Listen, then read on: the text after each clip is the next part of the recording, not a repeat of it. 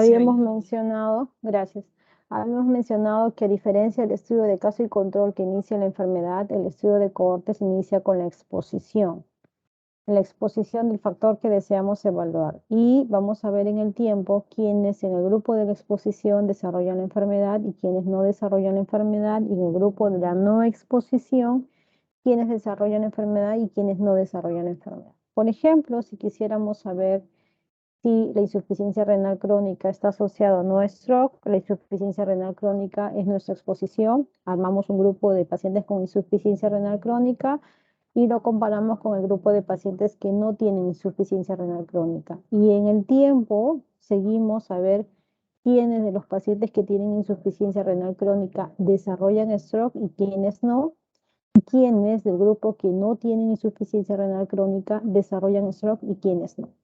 El estudio de cohortes puede ser un estudio prospectivo, de hoy, hacer seguimiento a partir de hoy hacia adelante, o puede ser un estudio retrospectivo a partir de hoy hacia atrás, pero siempre se parte de la exposición. Entonces, se supone que en el momento de que nosotros elegimos nuestra población y buscamos nuestra exposición, estamos seguros, relativamente seguros, y de eso depende qué tipo de pruebas estadísticas o qué tipo, perdón, de pruebas utilicemos para verificar que el paciente tenga la exposición y no tenga la enfermedad. Aquí sí va a ser un poco más fidedigno el poder determinar causalidad, porque sabemos que al momento de la exposición la enfermedad no estuvo presente.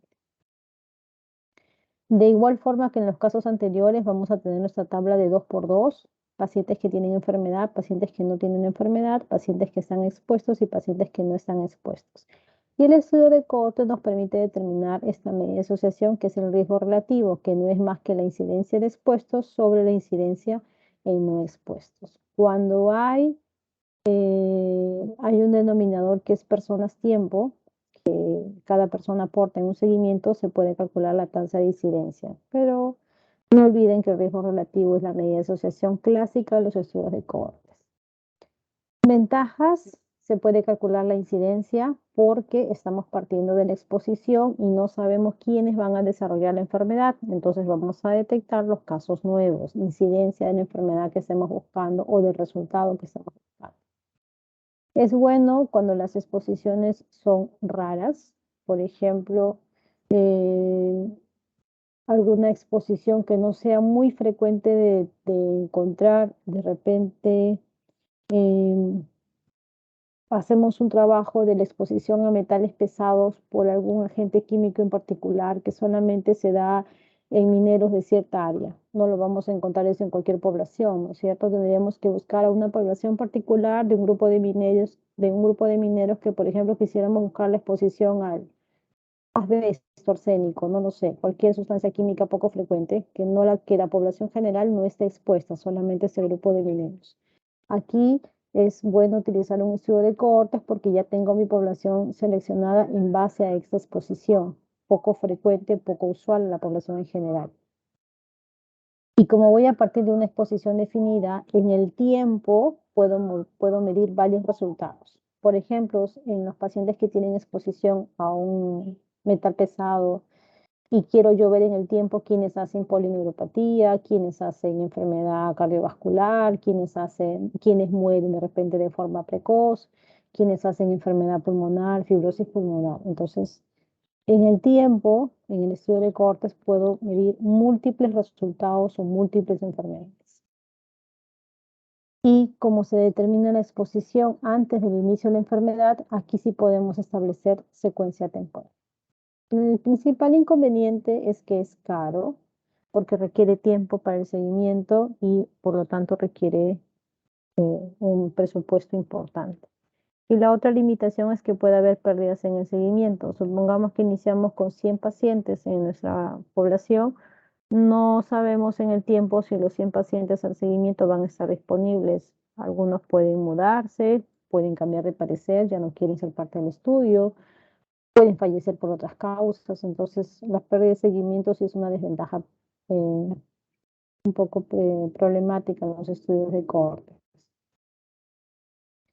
Hasta aquí hemos hablado de los estudios observacionales. Ahora nos toca hablar de los estudios experimentales. Dijimos que en los estudios observacionales la asignación no era aleatoria, o sea, el investigador no asigna la exposición. En cambio, en los estudios experimentales tipo ensayo clínico, el investigador sí asigna la exposición, la enfermedad, el tratamiento, el método, cualquier situación que quiera demostrar, ¿no? Entonces, de igual forma, hay dos grupos. Hay el grupo de la intervención que tiene el nuevo tratamiento y hay el grupo de control.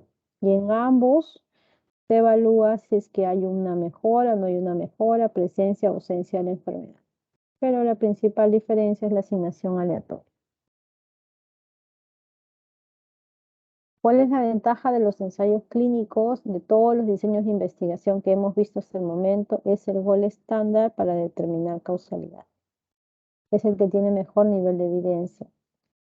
¿Por qué? Porque utiliza la asignación aleatoria, ¿no? Y acá sí podemos nuevamente, les repito, inferir causalidad, porque sabiendo que nosotros hemos asignado cierto factor y que produzca o no produzca la enfermedad, podemos asumir que esta asignación va a ser el causante o el originario de algún outcome o resultado que queremos evaluar.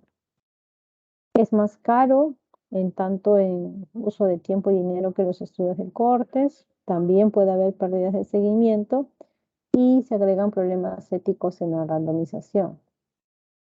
Ustedes cuando han llegado a su curso de ética deben haber leído sobre los problemas éticos que se hacían inicialmente en el desarrollo de estudios de investigación.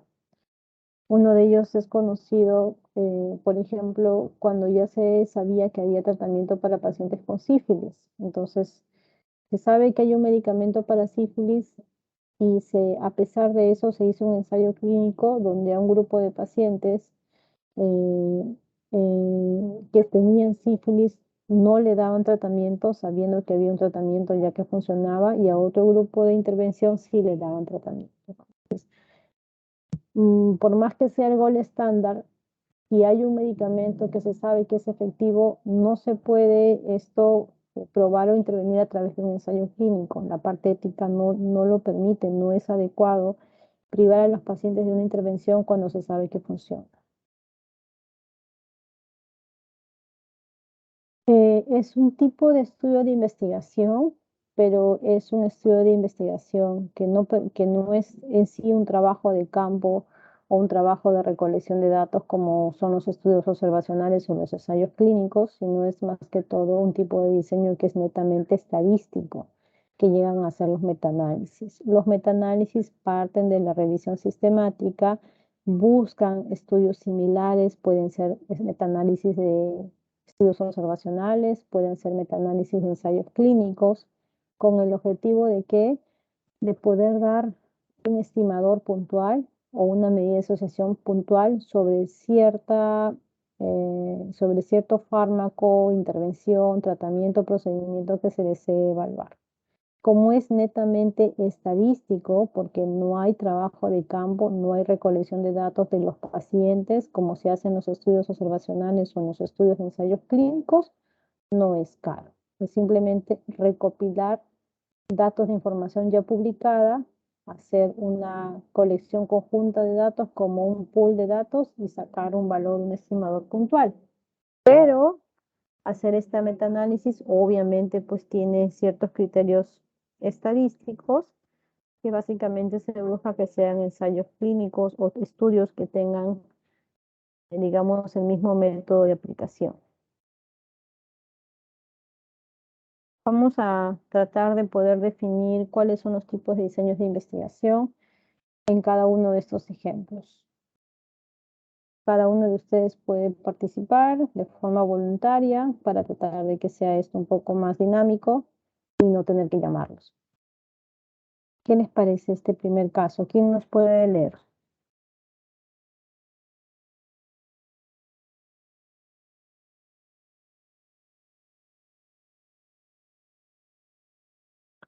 ¿Hay algún voluntario?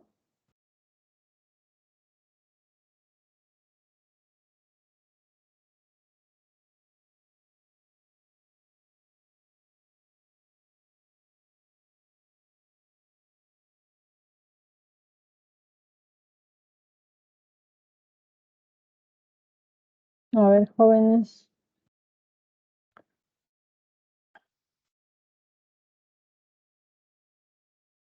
Vamos a llamar.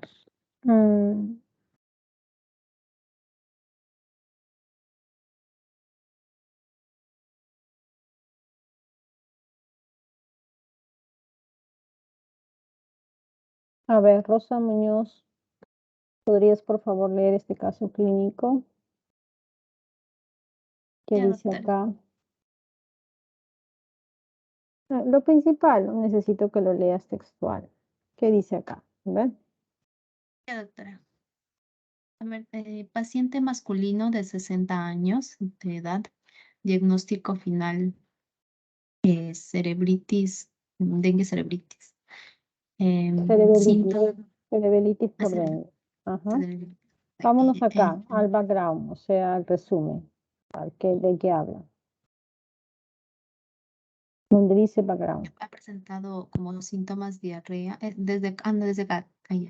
Dengue asociado a, bueno, las manifestaciones que tiene em, relacionado a su diagnóstico, mm, síndrome complicado por un dengue, presenta fiebre, tiene, según lo que reporta la literatura, se presenta un caso de dengue asociado a, a un síndrome hiperforestal. Parece que es una complicación neurológica. Bueno, según el reporte del caso, es un paciente de 60 años de edad que presenta fiebre por 4 días, presenta mialgia, artralgia, también presenta síntomas como diarrea y vómitos. Y bueno, lo han admitido con Ya, a ver. un Ok, diagnóstico ok. de dengue. Se entiende la idea, ¿no es cierto? ¿Cuál es la justificación para presentar este reporte de caso? Porque ya todos sabemos que es un reporte de caso, o sea, es un estudio descriptivo o analítico. Es un estudio descriptivo todavía, doctora, porque Claro, muy están bien. presentando los síntomas que ha presentado el Ajá. paciente. ¿Cuál es el fundamento para presentar este caso clínico? ¿Qué es lo que dice? Porque recuerden que el reporte de casos a la serie de casos tiene que tener alguna justificación desde que sea algo poco frecuente, raro, inusual. ¿Cuál es la justificación aquí? ¿Por qué nos están presentando ese reporte de caso? Por el diagnóstico del paciente, o sea, es un diagnóstico poco común, ¿no? Y que se ha manifestado y las manifestaciones clínicas que ha presentado. Aparte que es un paciente también de una edad ya avanzada. ¿Cuál es la manifestación poco usual que se está presentando aquí? ¿Qué es lo que dice Bueno, el caso? ¿Cuál es lo poco usual?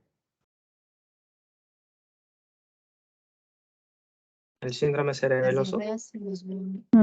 La cerebelitis asociada a dengue, ¿no? Te dicen que no es un síntoma o es un signo común. Ahí te dice, ¿no? Los síndromes cerebelosos, ¿no? Que se asocian al dengue, han sido raramente reportados en la literatura. Entonces, como este es un caso de un paciente que tiene cerebelitis por dengue, esa es la justificación para presentar este reporte de caso que es un estudio descriptivo. Muchas gracias, Rosa. Vamos al siguiente ejemplo. A ver, ¿quién nos ayuda? Por favor, a ver, un voluntario antes que tenga que salir, entrar a la lista y todo lo demás.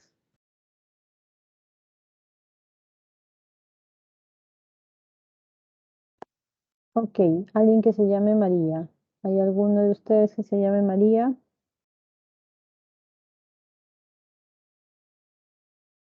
¿Nadie se llama María en este grupo? Hola. Sí, doctora, ¿me lo escuchar? Un poquito bajo, si pudieras levantar un poquito más el volumen de tu audio, sería mejor. A ver, ayúdanos, ¿de qué se trata este caso? A ver. Bueno, esto es sobre la presentación del epineumonoma espinal y están comparando Ya. Bueno, nos mencionan que el tratamiento de primera línea va a ser la resección quirúrgica, pero por lo que mencionan en el abstract, creo que en este estudio están realizando un tratamiento con radiación y también quimioterapia, ¿no? A pesar de que la primera línea es la resección quirúrgica. Y bueno, están realizando también, además de la presentación de la serie de casos, una revisión de la literatura acerca de esto, ¿no? Ok, perfecto, muy bien. Es un estudio descriptivo, analítico. En este caso todavía seguiría siendo descriptivo porque es una serie de casos. Es una serie de casos, sigue siendo descriptivo porque únicamente relata sobre todo una revisión del manejo de los ependimomas de la médula espinal, pero con tratamiento coadyuvante, como dijiste, de radioterapia y quimioterapia. Ok, gracias, María. Perfecto, muy bien. Vamos al siguiente ejemplo. A ver, algún voluntario, alguien que se llame Pedro. ¿Hay algún Pedro en el grupo?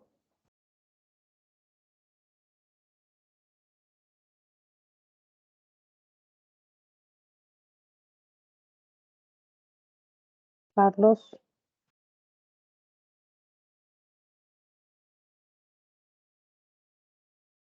jóvenes,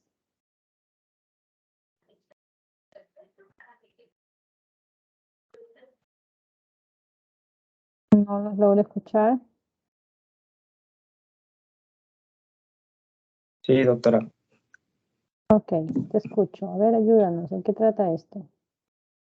Ah, hablan del principal objetivo de HCC, que, bueno, no sé qué es, y dicen que es evaluar las interacciones entre la parte intrauterina y, y postnatal temprano, la dieta, el estilo de vida y la genética, también en etiología de trastornos crónicos del envejecimiento.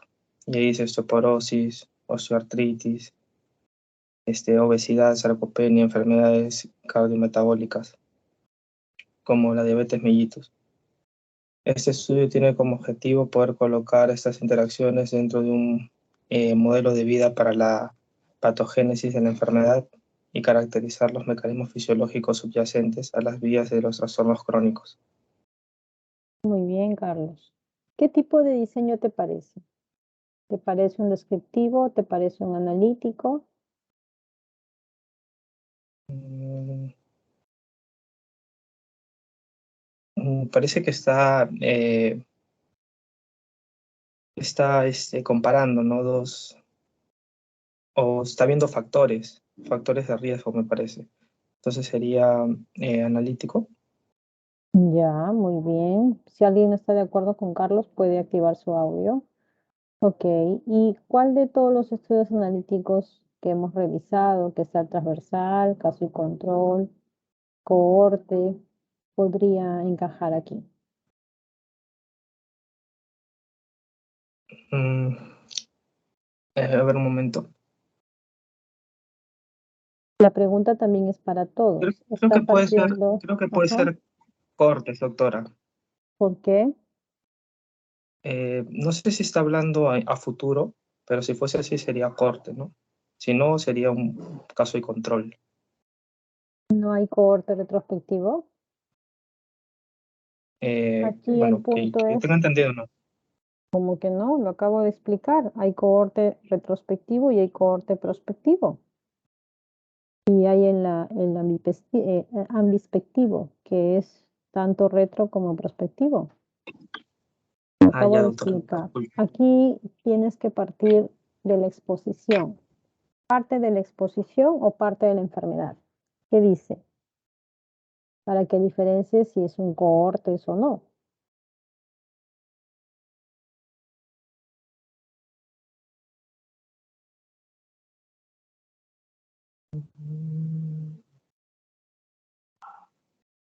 Desde la parte de la... Parte ¿Sí? ¿Alguien quería opinar? parte de la enfermedad, parece. ¿Cuál es la enfermedad? ¿O cuál es el outcome? ¿Cuál es el resultado?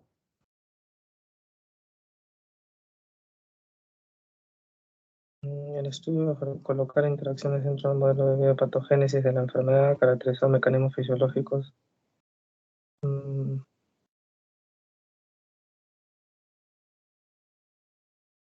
¿Cuál sería la enfermedad ahí? ¿O el outcome o el resultado?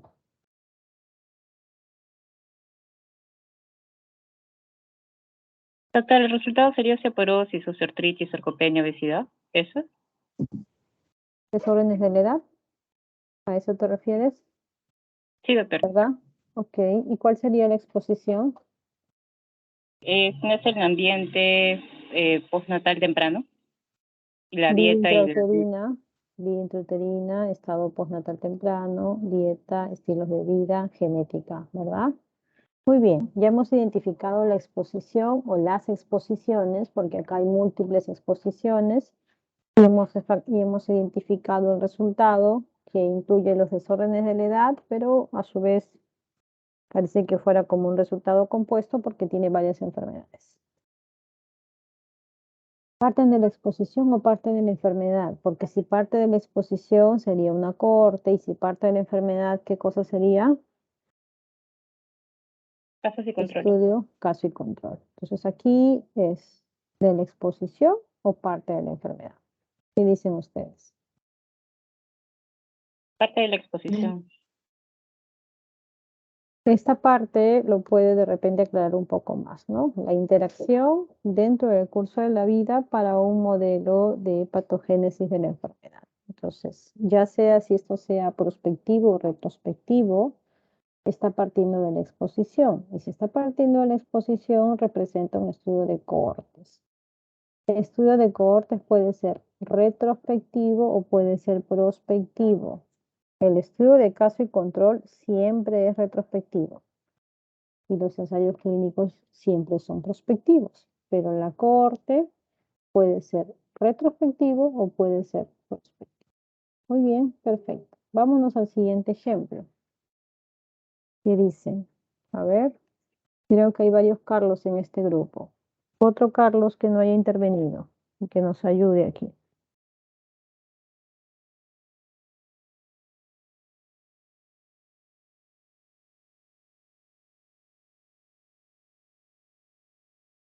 Jóvenes, los escucho.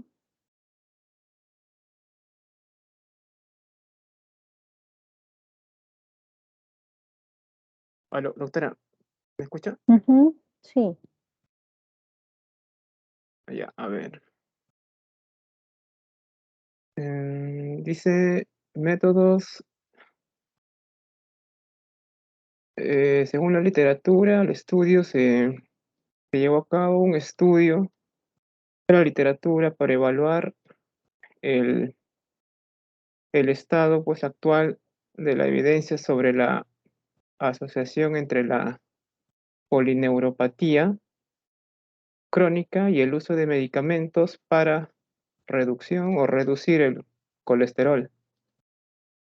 También realizamos un estudio prospectivo de casos y controles para comparar la exposición a medicamentos para reducir el colesterol entre pacientes con polineuropatía axonal, criptogénica, sí, de polineuropatía axonal criptogénica y controles antes de la fecha índice, ¿no? Sí, antes de la fecha indicada o índice, definida en pacientes como una fecha de inicio de los síntomas de la polineuropatía, en los controles como la fecha de la primera encuesta del estudio. Los resultados se ajustaron por posibles factores de confusión como antecedentes cardiovasculares, síndrome metabólico también, y síndrome Bien. metabólico. Muy bien, excelente. ¿Cuál es la exposición aquí?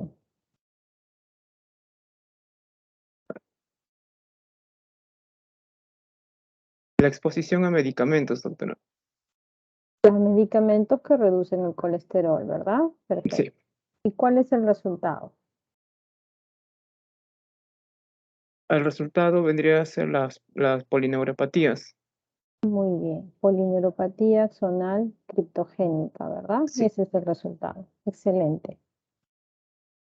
¿Qué les parece? ¿Qué te parece? Es un estudio analítico, ¿verdad? ¿No es cierto? Sí. Porque hay dos grupos. Perfecto.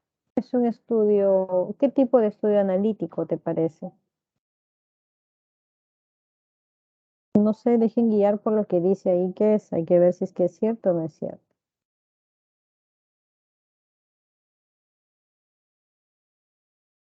¿Existen los estudios, casos y controles prospectivos? Sí. ¿Cómo así? Que parte de la enfermedad, ¿me parece? Claro, pero pueden ser prospectivos. ¿Cuáles? Voy a retroceder. ¿Cuál es el fondo, el trasfondo, si parte de la enfermedad? Aquí estamos. ¿Pueden ver donde dice caso y control diseño? Lo retrocedí un poquito. Ya. Ese es un estudio caso y control. Parte de la enfermedad, el grupo que tiene la enfermedad y el grupo que no tiene la enfermedad. ¿Y qué es lo que hace el estudio de caso y control? En el grupo que tiene la enfermedad y en el grupo que no tiene la enfermedad, ¿qué cosa van a buscar? La presencia o no de la exposición, ¿no es cierto? Sí. Y si ya tiene la enfermedad, ¿es posible que esto sea prospectivo? ¿O es retrospectivo? No, claro, tiene razón, tiene que ser retrospectivo porque ya tiene la enfermedad, pues, ¿no? ¿No es cierto? Entonces Sí. los estudios, casos y controles son retrospectivos. No hay estudios de casos y controles prospectivos. Hay mucho error cuando se publican en los diseños de investigación que los estudios de casos y control anidados y no sé qué más, pero fíjense en el diseño y está ahí. Los estudios, casos y controles son siempre retrospectivos. Entonces, cuando ustedes lean por ahí, este es un caso y control prospectivo, duden de lo que realmente se está haciendo, porque ya ustedes solamente por lógica y analizando, si el paciente ya tiene la enfermedad, ¿cómo es que voy a encontrar la exposición después? Lo que sea que encuentre después no va a estar relacionado a la enfermedad, porque se supone que el factor que estoy buscando para que tenga una asociación con mi enfermedad tiene que haberse desarrollado antes. Por lo tanto, los casos y controles son retrospectivos. Muy bien. Habiendo identificado esa característica importante, vamos a regresar a nuestro ejemplo y vamos a identificar. Efectivamente, esto se trata de un caso y control, como lo dicen ahí, o a qué tipo de estudio corresponde.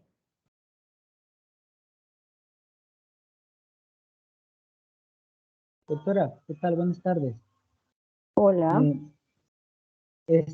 Bueno, según lo que usted ha explicado, este estudio es de casos y controles porque es retrospectivo, está partiendo de pacientes que ya tienen la polineuropatía axonal criptogénica.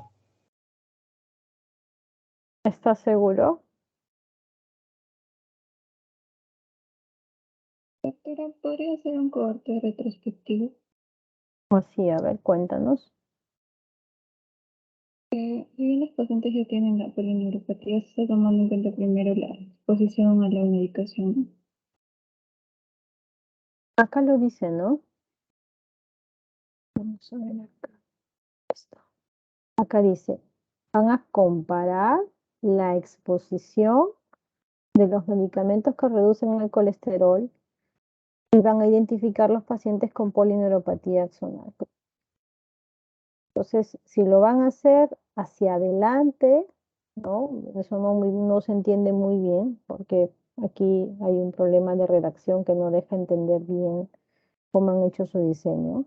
Pero en esta parte del estudio menciona de que van a comparar la exposición. Y si van a comparar la exposición, se asume que de eso están partiendo y no sabemos si va a ser una cohorte prospectiva o retrospectiva. Puede que sea retrospectiva, como dice su compañera, porque ya tienen identificados los pacientes con polineuropatía axonal.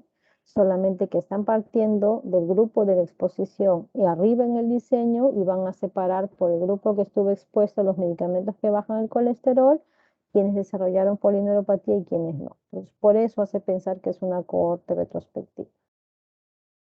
¿Están todos de acuerdo? Entonces, el mensaje es, no hay casos y controles prospectivos. Todos los casos y controles son retrospectivos, por lo que acabamos de comentar. Las cohortes sí pueden ser retrospectivas, prospectivas o ambas, que se conoce como las ambispectivas. ¿Ya? Muy bien, sigamos con nuestro ejemplo. Esto es fácil, ¿no? A ver, Andrew, ¿qué tipo de diseño te parece esta? Doctora, a ver, vamos a ver, dice. ¿Podrías comentarnos de qué trata primero el artículo y luego ya nos dices Sí, el voy a diseño? tratar de traducir lo que dice, a ver. Supongo que va a ser un estudio randomizado de doble entrada, Ciego, doble eh, ciego. a doble ciego, controlados con placebos y prioridad de conducta. Bueno, el estudio se hizo en China, es lo único que puedo entender de esa línea. Realizado en Nosotros, 114 centros de China. centros en China. Nosotros randomizamos a 5.170 pacientes en 24 horas antes. No es antes. A ver, a ver.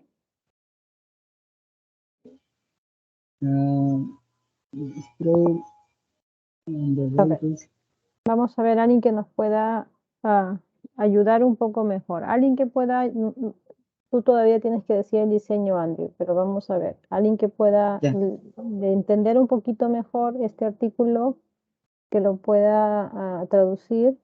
Es muy importante, jóvenes, que todos manejen el inglés. De repente no serán expertos hablando en inglés. Hay algunos que probablemente sí, y los felicito. Pero todos tienen que tener al menos un inglés que les permita entender adecuadamente el artículo y comunicarse para no morir en el intento. Así que los que le faltan, consideren seriamente en retomar sus clases de inglés. Ok, alguien que nos ayude aquí a traducir. ¿Quién puede más o menos ayudarnos a traducir un poquito mejor? Los dos Carlos que hablaron lo hicieron muy bien. ¿Alguien más?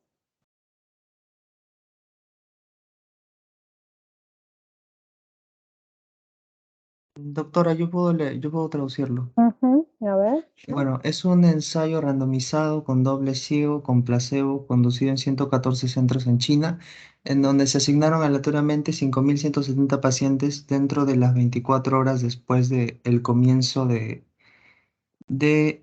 un stroke isquémico menor o un ataque isquémico transitorio de alto riesgo, en combinas con una terapia que combinaba clopidogrel y aspirina, el clopidogrel con una dosis inicial de 300 miligramos, seguido de 75 miligramos al día por 90 días, más la aspirina a una dosis de 75 miligramos por día durante los primeros 21 días, o eso se le dio a un grupo y el otro es placebo más aspirina, que es 75 miligramos por día por 90 días, eso es de la aspirina.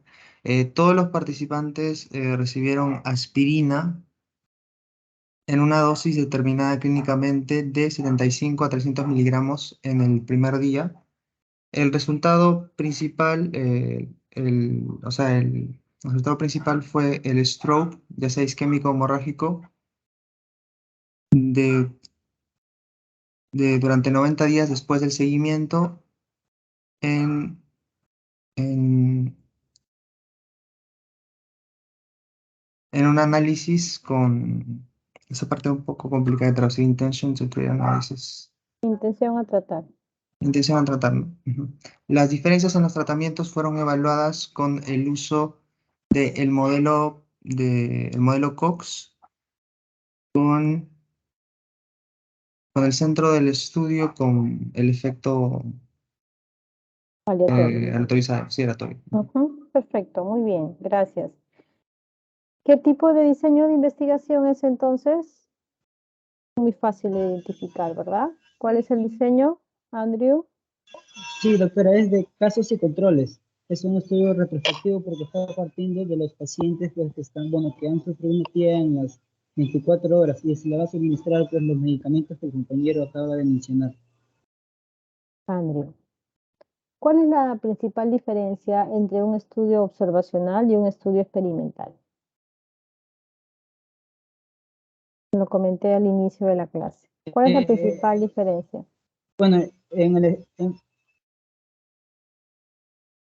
la manipulación de las variables, doctora. En el experimental sí hay Asignación manipulación de aleatoria. variables.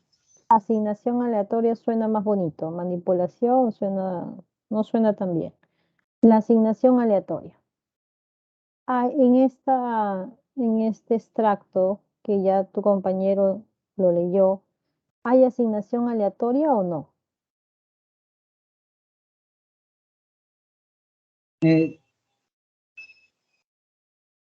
Bueno, sí, doctora, porque dice que se escogen los pacientes aleatoriamente. Entonces, ¿es un observacional o es un experimental? Experimental, doctora. Si es experimental, no puede ser pues ni cohorte, ni caso y control, ni transversal, ni nada. ¿Qué diseño es? ¿Qué es lo que van a probar acá en este estudio?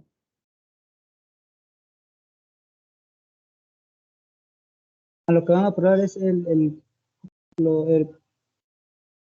clopidogrel y la aspirina, doctora, son los medicamentos que se van a probar. Ya, muy bien. Entonces, ¿qué tipo de diseño de investigación es? ¿Qué cosa es? Es un estudio experimental. ¿Qué tipo de estudio experimental?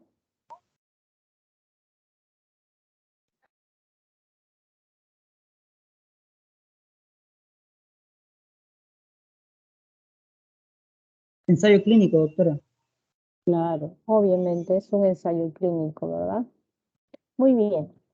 Entonces, cuando nosotros tenemos un ensayo clínico, tenemos que desarrollar la famosa PICOT, ¿no? Ya ustedes deben haberlo leído, visto antes, y el PICOT nos ayuda a identificar la P, que es la población, la I, que es la intervención, C, que es el grupo comparador, el control, el O, que viene de outcome o resultado, T, que es el tiempo, y el S puede ser el setting, que es el lugar donde se desarrolla, también es el tipo de diseño, que puede ser si es observacional, los diseños que hemos visto, o si es experimental, el ensayo clínico, como es el ejemplo de este caso.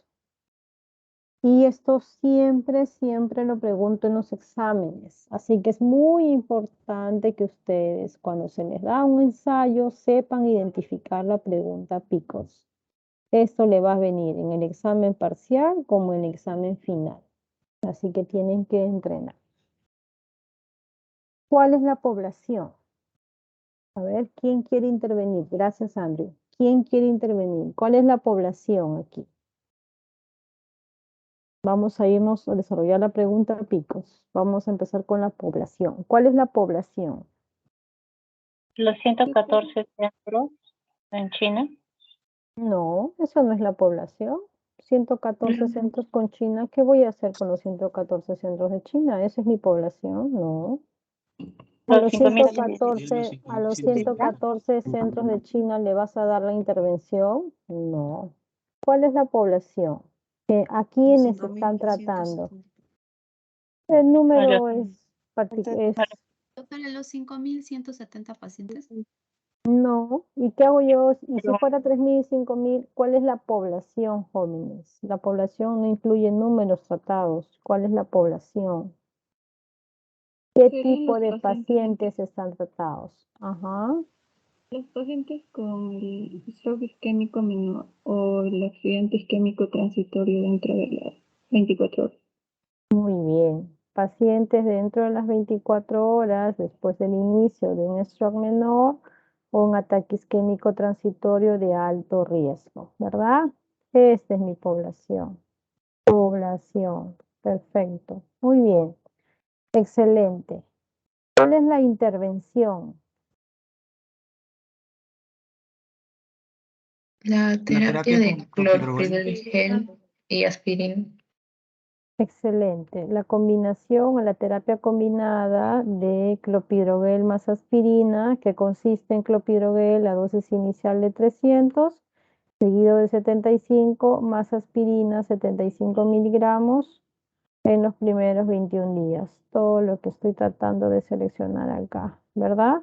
Todo esto, ¿qué cosa corresponde? A mi intervención. Excelente, muy bien. Me toca el control. ¿Cuál es el control, jóvenes? Los que reciben placebo con aspirina.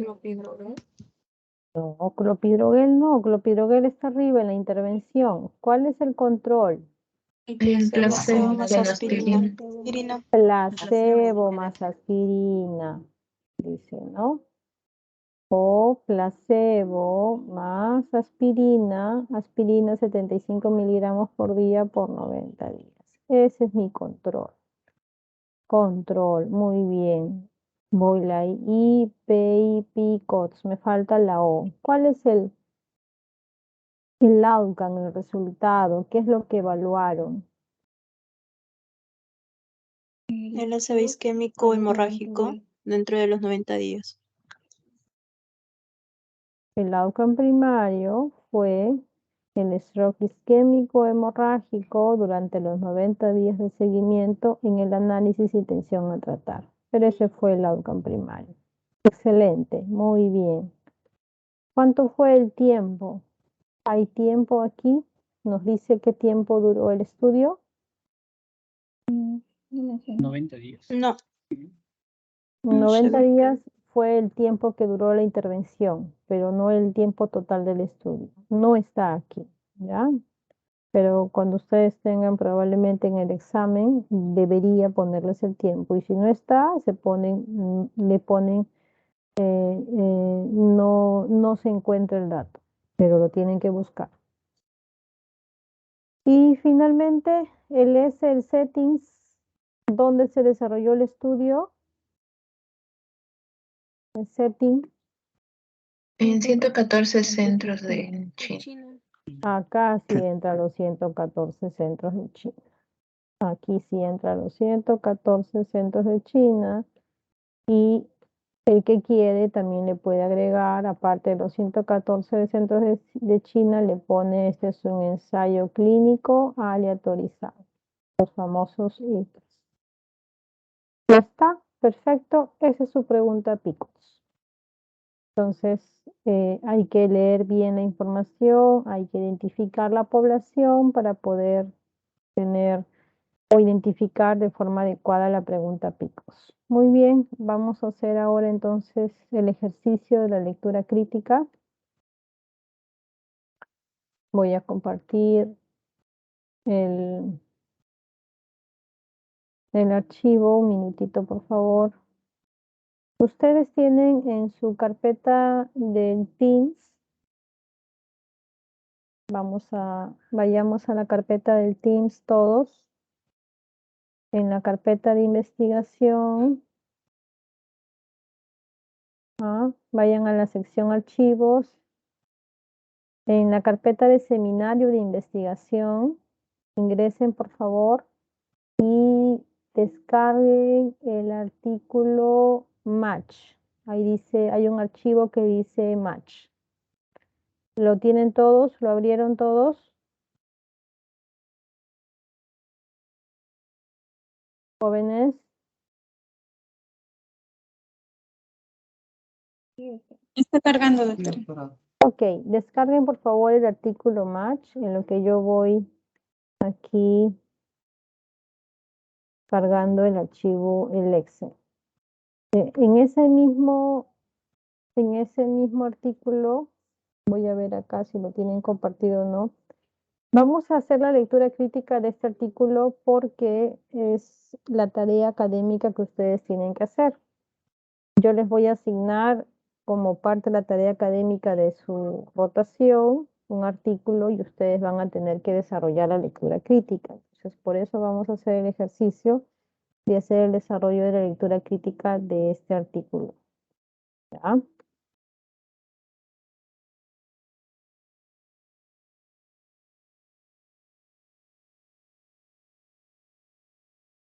Todos tienen que, por favor,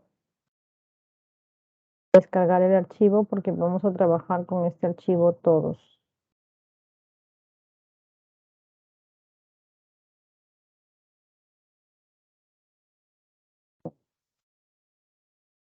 ¿Ya lo tienen todos?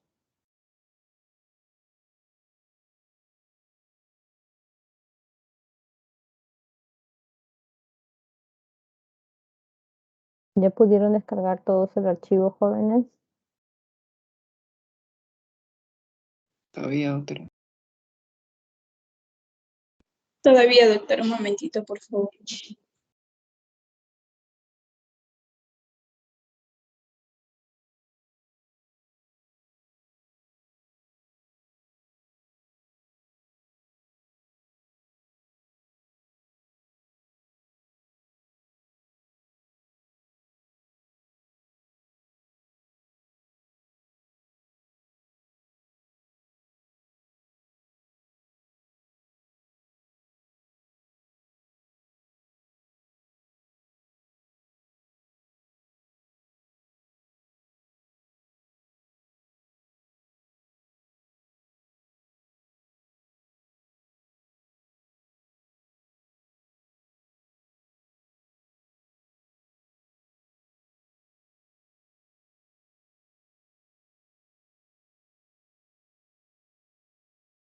Les voy a pasar por el chat el link de la plataforma donde ustedes van a encontrar las plantillas para lectura crítica. Cuando les asignen la tarea académica también van a tener la misma información, pero a los que quieran ir revisando, les voy a pasar ahí el artículo. Entonces, muy bien, jóvenes, empezamos con la lectura crítica.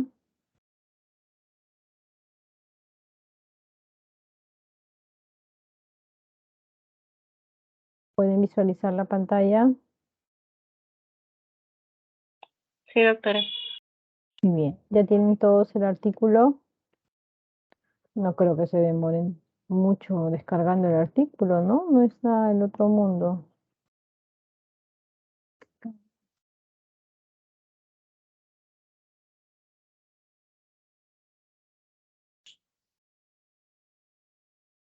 Muy bien. Estamos todos con el artículo.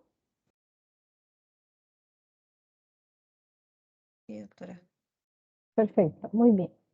Entonces, ustedes en la plataforma que les acabo de mandar el link, ya van a tener este acceso a esta red de materiales para lectura crítica. Es una red española que ha hecho la traducción de estas plataformas en inglés.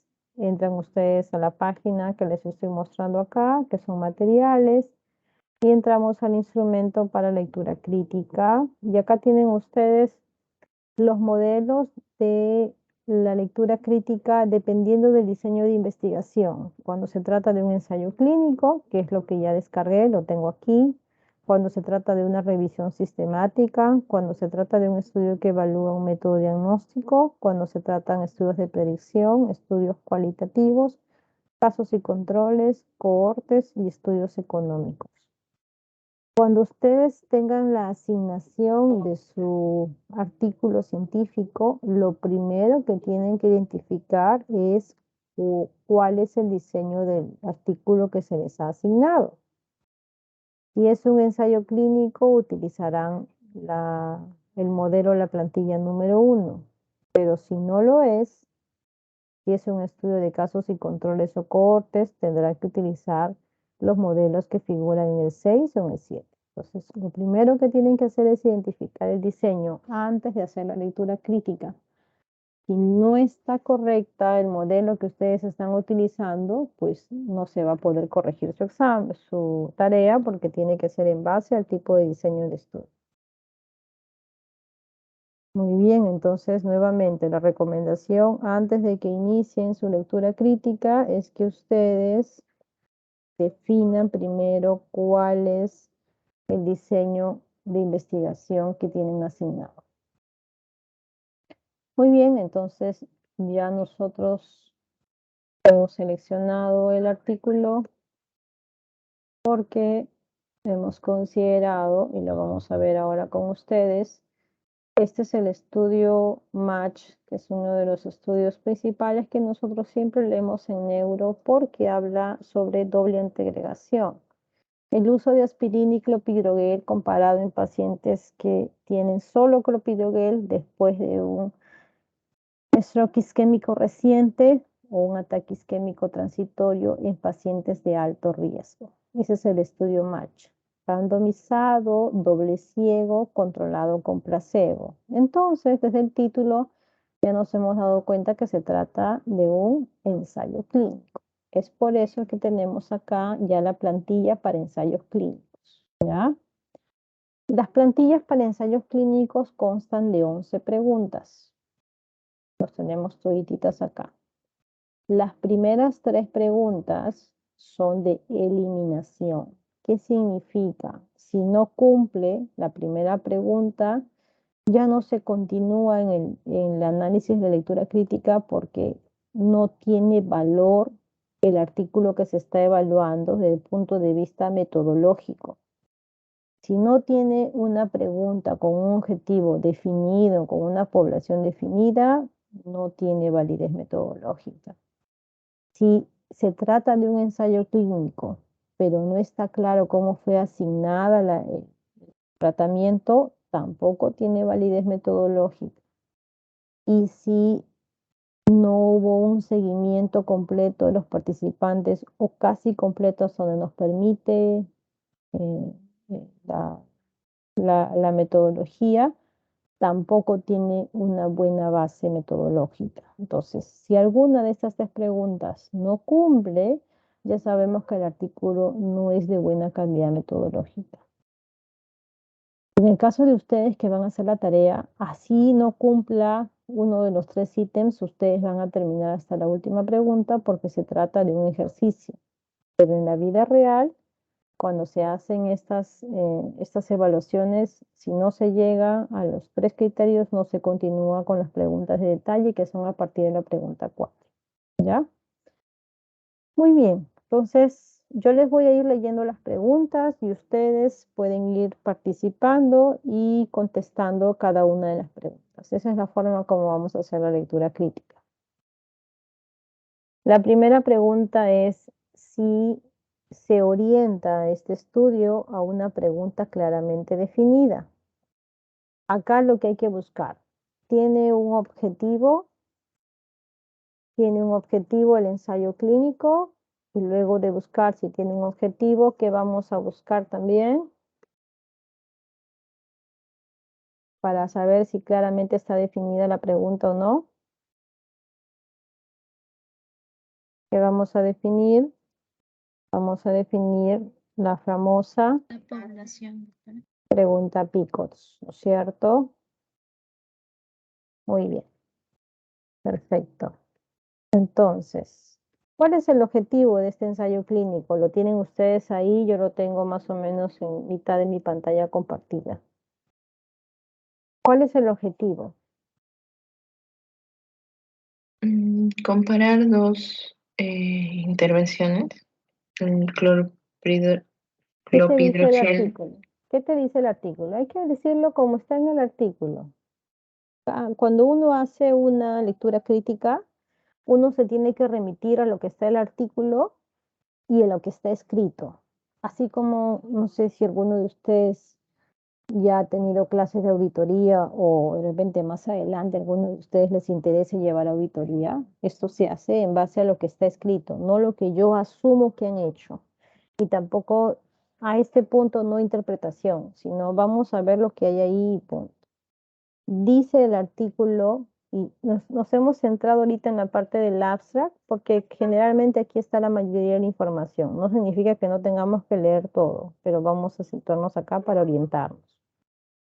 ¿Está descrito el objetivo en el estudio? Sí y no, ¿y cuál es? Generalmente está en la parte introductoria. Muy Sí, bien, está ¿qué descrito. dice?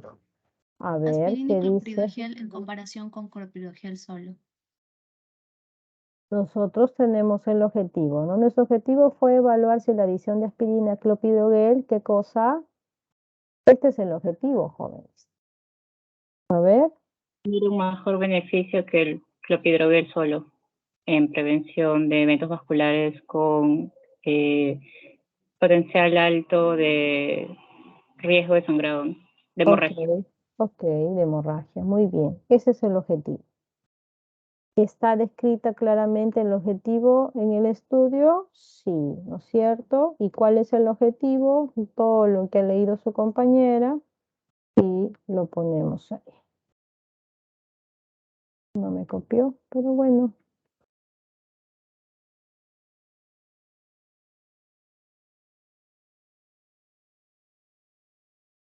Bueno, mientras al otro lado lo desarrollemos, ustedes cuando hagan la tarea académica deben poner sí y abajo cuál es el objetivo, ¿ya?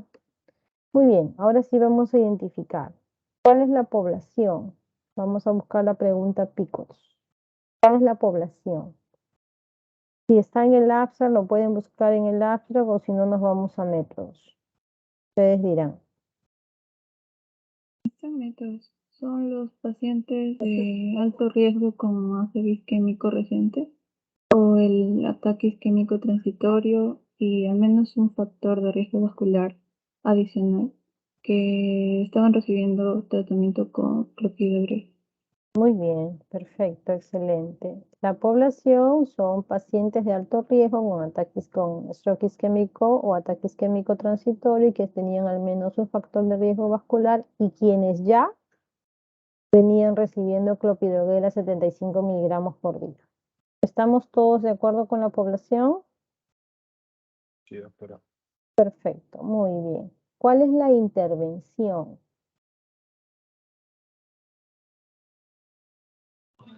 La aspirina con la terapia combinada de clopidogrel más aspirina que le dieron en 21 días.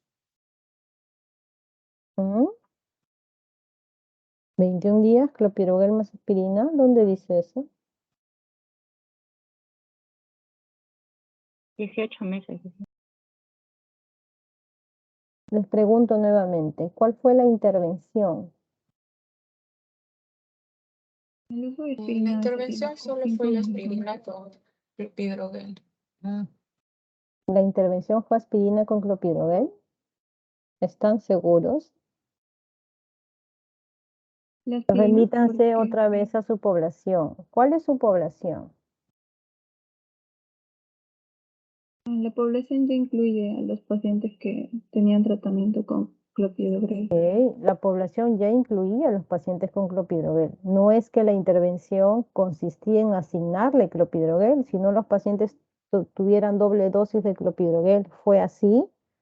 No fue así. Les pregunto nuevamente entonces, ¿cuál fue la intervención? Fue agregar aspirina al clopidogrel, doctor.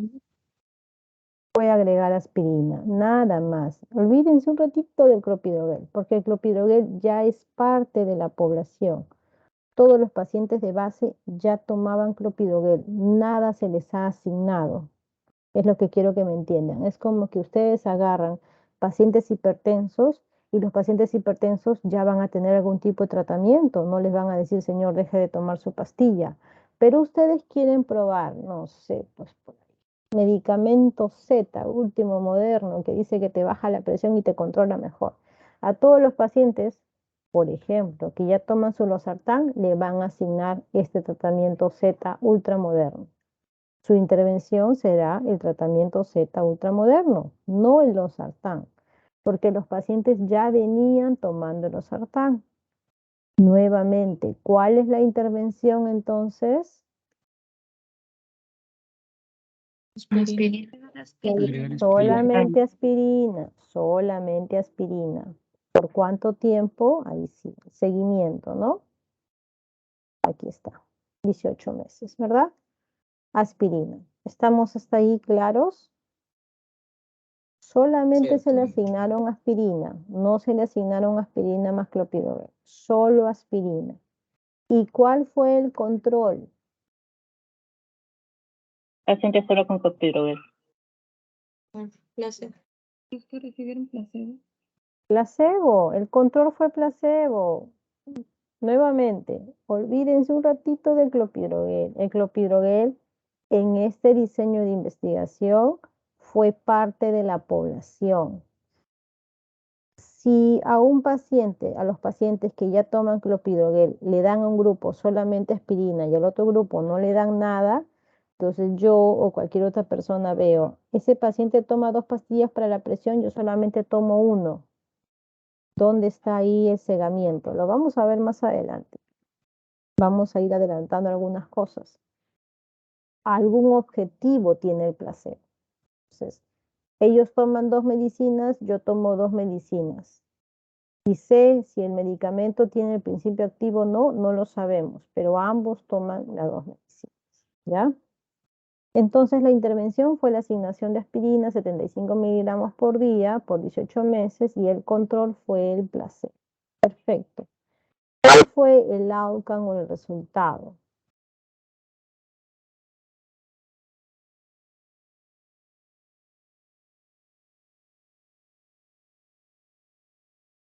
No habría diferencia significativa. No estoy preguntando el resultado. ¿Cuál fue lo que se midió como resultado, como outcome? No se confundan ustedes con la traducción. Cuando uno hace la lectura crítica, en esta fase yo no estoy preguntando si el medicamento tuvo o no tuvo efecto. Lo que estoy preguntando es qué cosa midieron, cuál fue el outcome. Sino que el outcome es un término en inglés, la traducción es en español es el resultado. ¿Qué cosa midieron qué consideraron como outcome, como resultado? ¿Las hemorragias? No, léanlo bien, ahí está. ¿Cuál fue el outcome? El shock isquémico, infarto de miocardio, muerte vascular y hospitalización por isquemia aguda.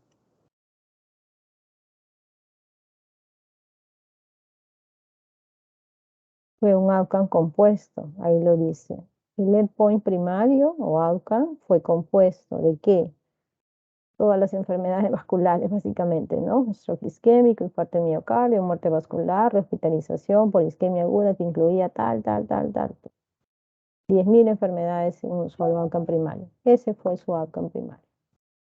Muy bien, perfecto. ¿Cuál fue el tiempo? ¿Cuánto tiempo duró el estudio? De ahí sí creo que lo podemos buscar. Más abajo, ustedes que tienen el artículo también, búsquenlo. ¿Cuánto tiempo duró el estudio? Ahí sí lo vamos a poder encontrar. Ya tenemos el artículo en extenso, a diferencia del primer ejemplo que solamente teníamos el abstract.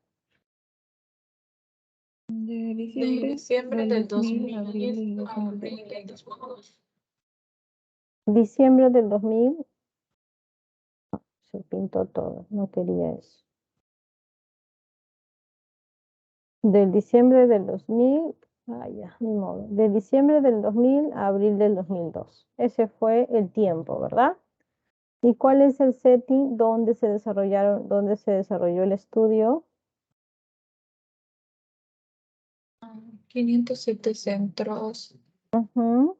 de 28 países. 507 centros que incluían unidades de stroke, debe ser departamentos de neurología en 28 países. Uy, todo se mal. Ya, todo se pintó. 28 países, pero ya está. Eso fue el setting y abajo el que quiere le coloca también porque es el diseño de investigación, ensayo clínico, ¿verdad? Hasta ahí estamos todos de acuerdo. Entonces, ¿se ha identificado claramente el objetivo de la investigación? Sí. ¿Hemos podido identificar los componentes de la pregunta PICOTS? Sí. Ok, entonces la primera pregunta, ¿se ha respondido de forma correcta? Sí. Muy bien, la primera pregunta la hemos respondido de forma correcta. Significa que podemos pasar a la siguiente pregunta. ¿Fue aleatoria la asignación a los tratamientos? Vamos a ver, busquen en la sección métodos donde habla de la aleatorización. ¿Fue aleatoria o no fue aleatoria? ¿Cómo borro esto de aquí?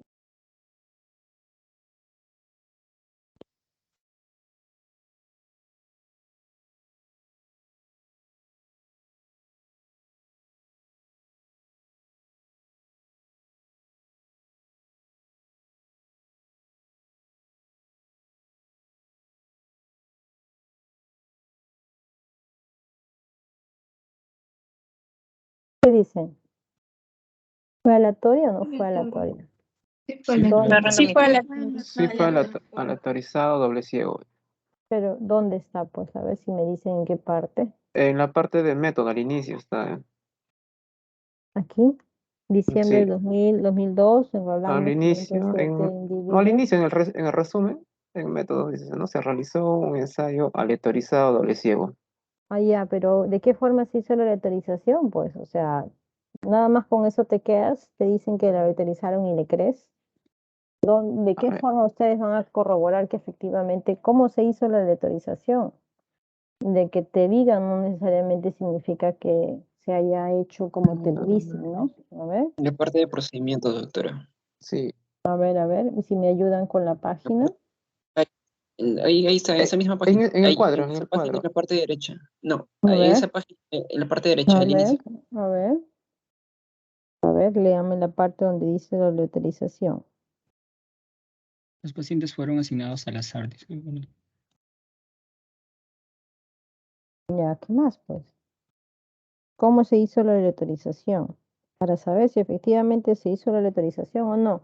Porque yo puedo decir que se ha asignado aleatoriamente. ¿Y cómo le habrá asignado? A este paciente lo veo, ya que vaya a tal grupo. O sea, decisión mía, decisión del investigador, decisión del médico, decisión del enfermero. ¿Cómo se hizo la aleatorización? Ustedes saben que la aleatorización también tiene que seguir un procedimiento para que se cumpla la aleatorización.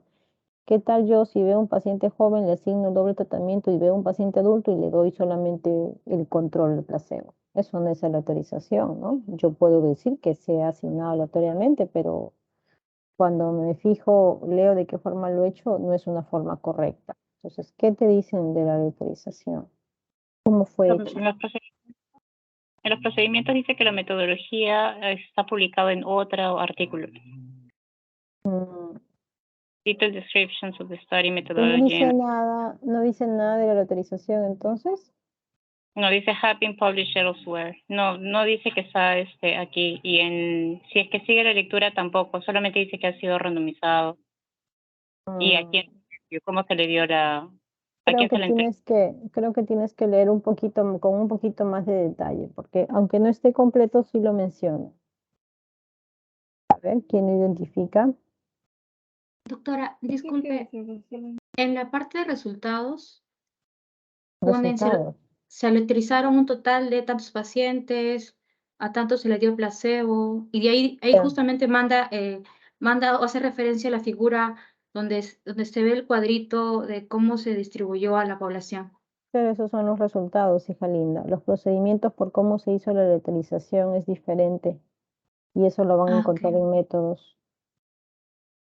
Dice que la asignación se Doctora, la dio pero- de forma centralizada y en base a la computadora, que la computadora generó los números. Muy bien, aquí está. Vamos a ver.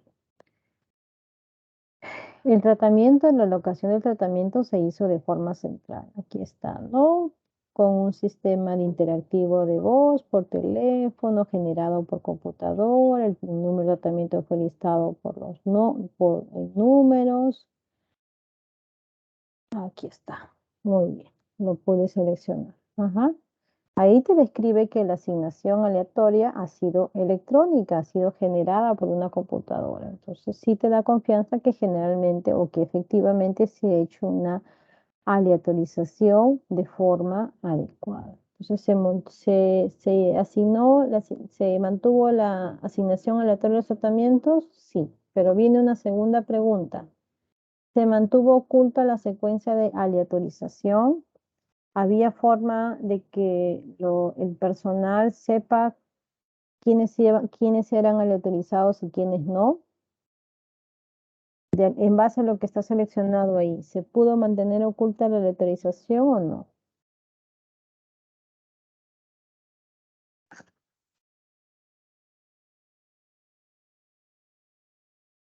Doctora, parece que no, Dice que se porque realizaron luego llamadas se...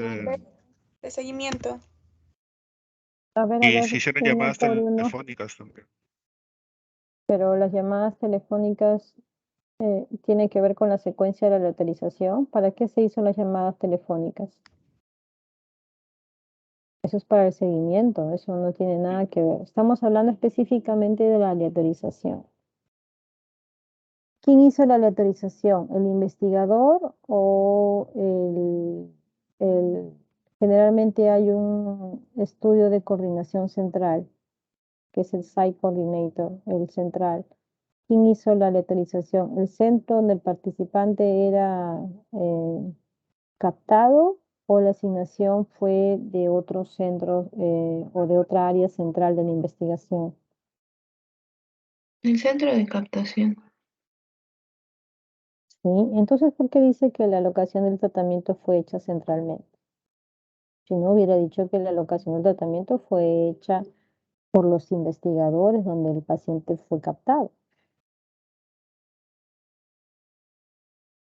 Ahí lo que te está diciendo es de que cada centro que reclutó el paciente no hizo la aleatorización. Esta se hizo de forma central. Cuando hay ensayos clínicos que tienen varios centros, como en este caso, hay un coordinador central de la investigación que modula y que supervisa los demás centros que reclutan pacientes. ¿Cómo mantienes una secuencia que los investigadores no sepan de la aleatorización? Es que ellos no lo hagan. Si nosotros como centro captamos y también hacemos la aleatorización, ¿crees que no se va a conocer quiénes han sido aleatorizados y quiénes no? Por supuesto que se van a conocer porque el centro mismo está haciendo la aleatorización. Pero si lo hace, si la aleatorización es hecha por un centro o una área que monitoriza la aleatorización desde esta área distante y solamente el área, el departamento o el servicio participante recibe el código y no sabe si ha sido aleatorizado a placebo o tratamiento, ahí sí se puede mantener el cegamiento o oculta la aleatorización del paciente. Entonces, dicho en pocas palabras, si te dice que la aleatorización fue hecha de forma central, se asume que el centro participante, el centro que ha captado el paciente, no está a cargo de la aleatorización, lo hace un área matriz. ¿Ya? ¿Cómo fue esta interacción para la aleatorización? Fue por teléfono. ¿Y quién generó el listado? Lo hizo la computadora. Entonces no hay forma que el área que recluta al paciente o el centro que recluta al paciente sepa la asignación de la aleatorización. Esta partecita es muy importante para nosotros entender de que sí se mantuvo la secuencia de la aleatorización. Al menos los centros participantes, los centros que captaban el estudio, no conocían la aleatorización porque se hizo central. Si en algún estudio, les repito, ustedes encuentran que la asignación lo hizo cada centro participante del estudio, ahí sí tienen que dudar y decir, si cada centro está haciendo su aleatorización, ¿cómo sabemos o cómo se garantizó que ellos mismos no supieran a quiénes le estaban dando el medicamento y a quiénes no? ¿Se entiende? Sí, doctora. Entonces, ¿qué contestamos aquí? ¿Se mantuvo oculta la secuencia de la utilización? ¿Sí y no o no sé? Sí. ¿Estamos todos de acuerdo, jóvenes? Sí. Sí, doctora. Vamos a la siguiente pregunta. ¿Fueron adecuadamente considerados hasta el final del estudio todos los pacientes que entraron en él?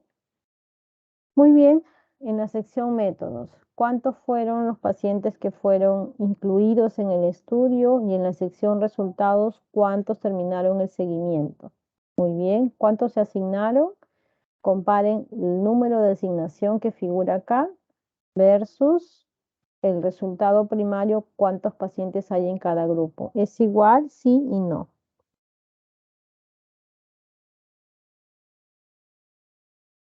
A ver.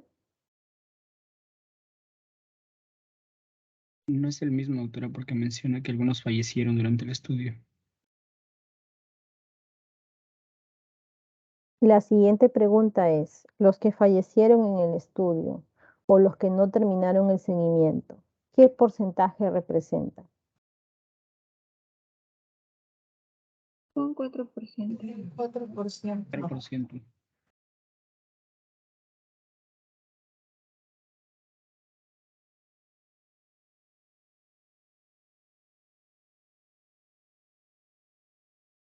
¿Cuánto es? 3, 4%, ¿no es cierto? Ok, entonces, normalmente cuando hay un ensayo clínico, un estudio de recortes, se considera que un estudio puede mantener su validez aún con una pérdida de hasta el 10% en el seguimiento. Si la pérdida en el seguimiento no es mayor al 10%, estamos bien.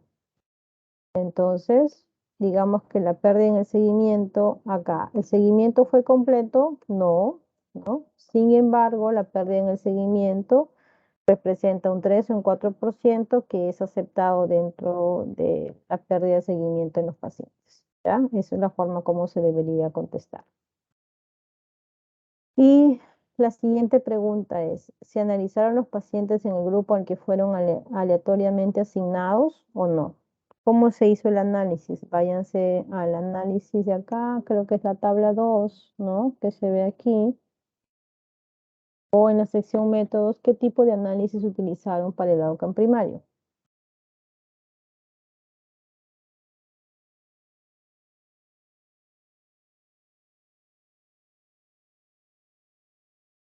Dice que fue por intención a tratar.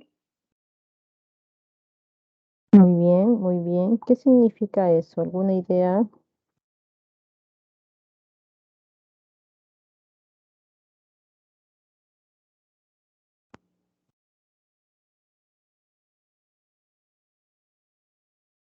Un minutito, jóvenes.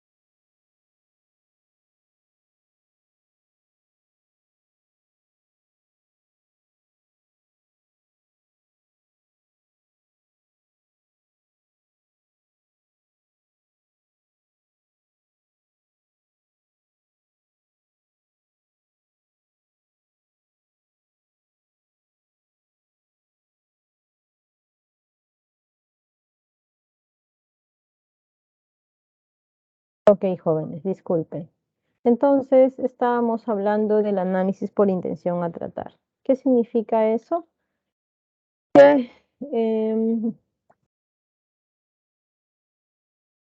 se hace el análisis de los pacientes que han sido asignados al tratamiento y los pacientes que fueron asignados al placebo, como lo dice o de forma como fue aleatorizado. Esa es la intención a tratar.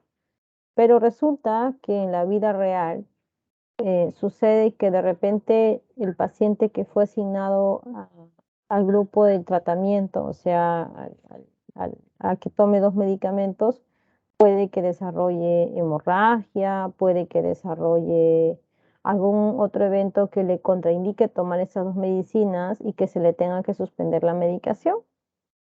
Y por alguna razón puede también dejar el estudio, puede haber fallecido, pueden haber pasado muchas cosas. Entonces, hay otra alternativa de análisis que se llama el análisis por protocolo. El análisis por protocolo es analizar a los pacientes quienes en el mundo real, o sea, realmente recibieron el doble tratamiento, la intervención, o estuvieron en el grupo placebo. ¿Qué pasaría si muchos pacientes de la intervención no tienen problemas de seguridad, dejan el tratamiento, no hay buen seguimiento y son considerados en el grupo de protocolo con todos sus malos resultados?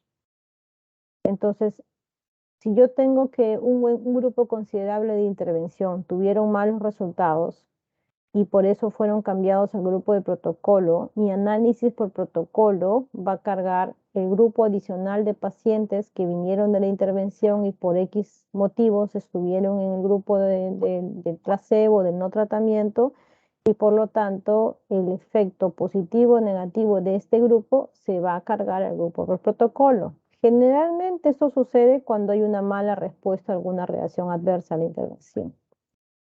Y si yo hago un análisis por protocolo, voy a perder el efecto de lo que realmente tuvo la intervención en este grupo de pacientes que no toleró esta asignación inicial.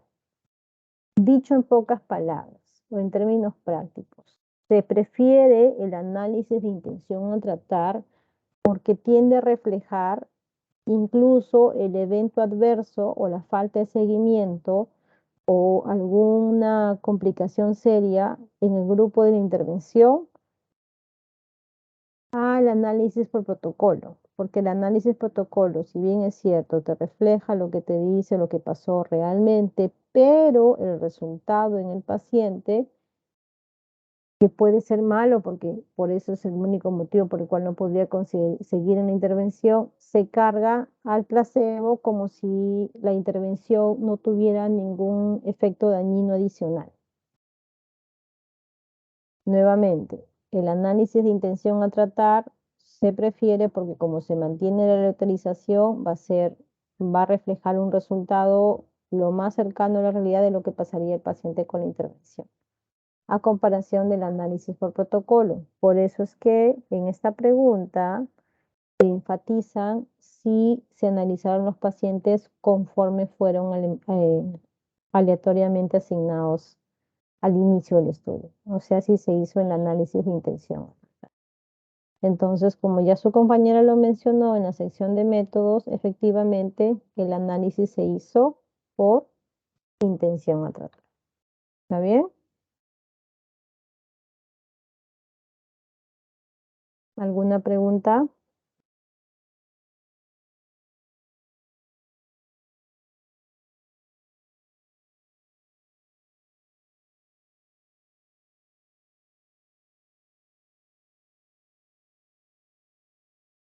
Jóvenes. Doctora, disculpe, ¿podría volver a explicar la intención a tratar? No la entendí. La intención a tratar incluye cómo fueron tratados los pacientes de acuerdo a la asignación aleatoria. Supongamos que asignamos 50 pacientes a un tratamiento doble y 50 pacientes a un tratamiento con monoterapia o un tratamiento con placebo. ¿ya? Independientemente de que sea la intervención o el control. Y acabando el estudio, yo voy a comparar mis 50 pacientes asignados a la intervención con sus resultados, cómo les fue versus mis 50 pacientes asignados al control con sus resultados. Ese es el análisis de intención a tratar. ¿Está claro ahí? El análisis del protocolo, voy a tratar de poner acá, voy a tratar de compartir pizarra en blanco, ¿ya?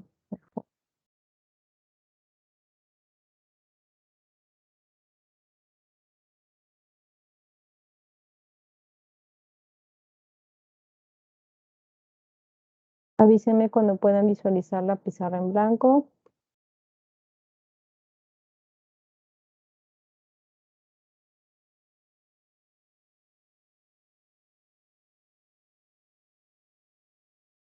¿Pueden visualizar la pizarra en blanco? Está cargando. Ya está cargando. Ya, ahora sí, doctora.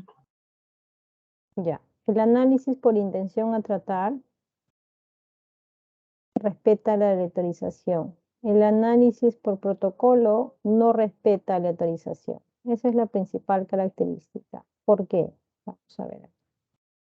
Digamos que yo tengo 50 grupos, 50 pacientes asignados a una intervención y 50 pacientes asignados al control.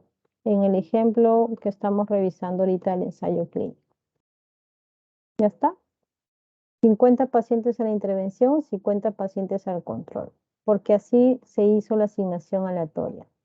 Tal y como está ahí, yo hago mi análisis y comparo mis 50 participantes de un grupo versus mis 50 participantes de otro grupo, con cada uno con sus resultados, de acuerdo a cómo fueron analizados en el análisis de intención a tratar. Lo que sucede, y es muy frecuente en los estudios, es que un grupo de pacientes que fueron asignados a la intervención, hipotéticamente, escogemos 10, no significa que sea ese el número que haya sucedido ni que va a suceder. Estos 10 que fueron asignados a la intervención, un grupo murió. Otro grupo se perdió en el seguimiento, se mudó, se fue de viaje. Otro grupo no quiere seguir en el estudio, pues ya se aburrió, se cansó que lo llamaran, ya no quiere seguir en el estudio. Y otro grupo tuvo una hemorragia. Hemorragia, muerte, estoy tratando de escribir. Esta está horrible, el otro se perdió en el seguimiento y el otro paciente ya no quiere continuar en el estudio. Diversos motivos que hacen que de los 50 pacientes inicialmente aleatorizados, 10 ya no puedan continuar y ya no puedan ser parte del grupo de la intervención. Entonces, cuando esto sucede, porque ya no son parte de la intervención, el análisis por protocolo, ¿cómo sería? Sería mi intervención, ya no son 10, ¿cuántos son? ¿Cuántos son? Ya no son 50, perdón. ¿Cuántos son? 40. ¿Y mi control cuánto sería? 60, porque agarro los 10 de la intervención que por X motivos no son parte ya de la intervención, sino del control. ¿Por qué? Porque igual les hago seguimiento a los que puedo, ¿no? A los que le hacen pérdida en el seguimiento ya no, pero de repente a los que tuvieron una hemorragia ya no les puedo dar doble y solamente quedan con una, pasarán a mi control. Entonces, este análisis que le llaman el famoso análisis del mundo real, considera el análisis de cómo realmente los pacientes recibieron o no recibieron la intervención. El análisis por protocolo me dice, el paciente de la intervención realmente recibió la intervención. El paciente del control realmente recibió el control. Pero el análisis por protocolo, hacer esta evaluación de lo que realmente sucedió, pierde dos cosas. ¿Qué cosa pierde? La aleatorización, porque ya no se respeta la aleatorización que hay en el análisis de intención a tratar, ¿no es cierto? ¿Y qué otra cosa puede afectar? Si yo estos 10 pacientes que no pudieron seguir la intervención por diversos motivos que están acá listados, ¿cuál creen que sea su resultado? ¿Cuál fuera que sea que se vaya a determinar? ¿Un resultado positivo o un resultado negativo?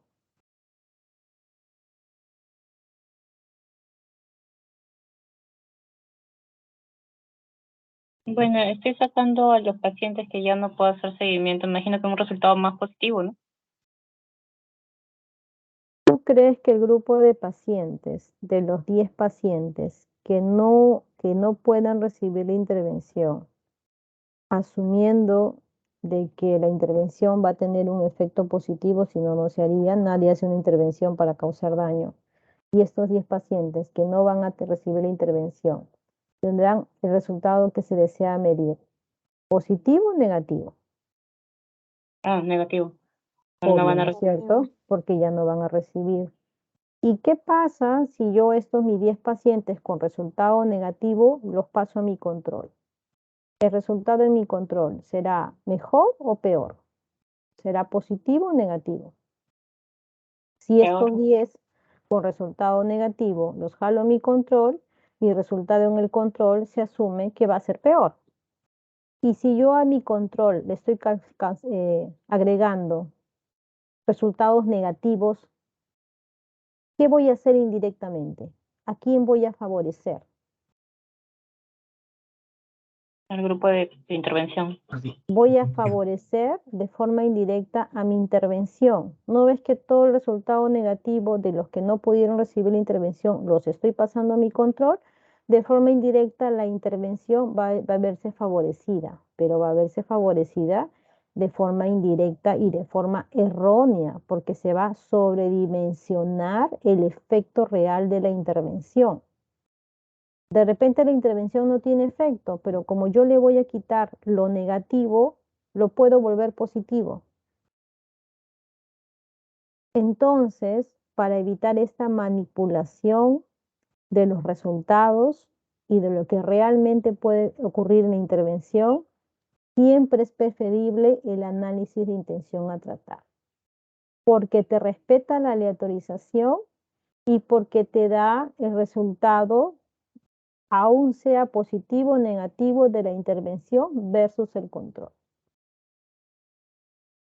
Es así que cuando uno ve ensayos clínicos, puede ser que en el análisis de intención a tratar salga que el medicamento, el tratamiento, la intervención no tenga efecto, o sea, un efecto dañino, ¿no es cierto? Y por eso ellos recurren a hacer el análisis de intención por protocolo, donde se ve un efecto positivo de la intervención.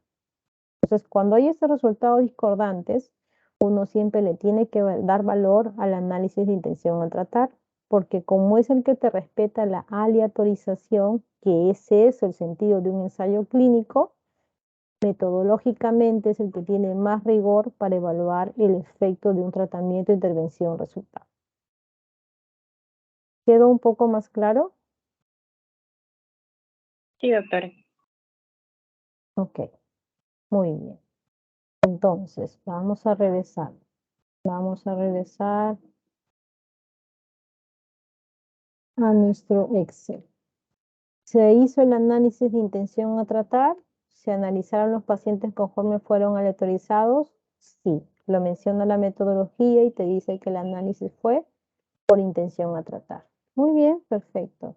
Hasta aquí nuestro artículo ha cumplido los 3 criterios, por lo tanto vamos a proceder a hacer las preguntas de detalle de las preguntas 4 a la pregunta 11. Jóvenes, nos vamos a quedar por aquí en la revisión del caso clínico. El día jueves vamos a continuar. Podríamos empezar la clase a eso de las 3.